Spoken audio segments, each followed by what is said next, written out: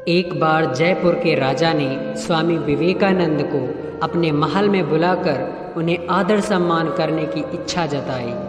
राजा के आग्रह पर विवेकानंद उनके महल पर पहुंच गए। उनके आने पर एक भव्य आयोजन किया गया। राजा ने इस कार्यक्रम में कई नर्तकियों को भी बुलाया, उनमें एक वेश्या भी थी। हालांकि राजा को इस बात का एहसास हुआ कि सन्यासी की मेज़बानी करते वक्त किसी वेश्या को बुलाना नहीं चाहिए, लेकिन अब बहुत देर हो चुकी थी। वहीं जब यह बात विवेकानंद को पता चली कि उनके स्वागत में एक वेश्या भी आई है, तो वो काफ़ी परेशान हो गए। परेशानी की वजह थी कि विवेकानंद अभी तक पूर्ण सन्यासी नहीं बने थे, इसलिए उन्हें इस बात की चिंता थी कि वो जिस यौन इच्छाओं को दबाए बैठे हैं, वो इच्छा वेश्या को देखकर जाग ना उठे। वेश्या से दूरी बनाने के लिए विवेकानंद ने खुद को एक कमरे में बंद कर लिया। राजा को जब इस बात की भनक पड़ी तो वो समझ गए कि आखिर क्यों उन्होंने खुद को कमरे में कैद कर लिया है। राजा सीधे विवेकानंद से माफ़ी मांगने उनके कमरे में दाखिल हुए। दाखिल होने के तुरंत बाद राजा ने माफ़ी मांगते हुए कहा कि उसने कभी भी किसी सन्यासी की मेज़बानी नहीं की थी, इसलिए उससे यह भूल हो गई है। राजा ने कहा कि जो वेश्या उनके स्वागत के लिए आई है वो देश की सबसे बड़ी वेश्या है, इसलिए उसे यूं वापस भेजना अच्छी बात नहीं है। यह बात सुनने के बाद भी विवेकानंद का आक्रोश कम नहीं हुआ और उन्होंने कहा कि वो कभी भी एक वेश्या के आगे नहीं आएंगे। विवेकानंद की यह बात वेश्या की कानों तक पहुंच गई। वेश्या ने इसके बाद बिना समय गंवाए गाना शुरू कर दिया।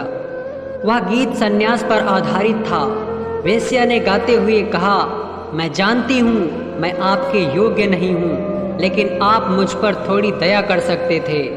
मैं जानती हूँ कि मैं रास्ते की गंदगी हूँ, लेकिन आपको मुझसे नफरत करने की ज़रूरत नहीं है। मेरा कोई वजूद नहीं है, मैं अज्ञानी हूँ, मैं पापी हूँ, लेकिन आप तो एक संत हैं, फिर आप मुझसे डर क्यों रहे हैं। यह बात जैसे ही विवेकानंद के कानों तक पहुँची, उन्हें तुरंत अपनी गलती का एहसास हो गया।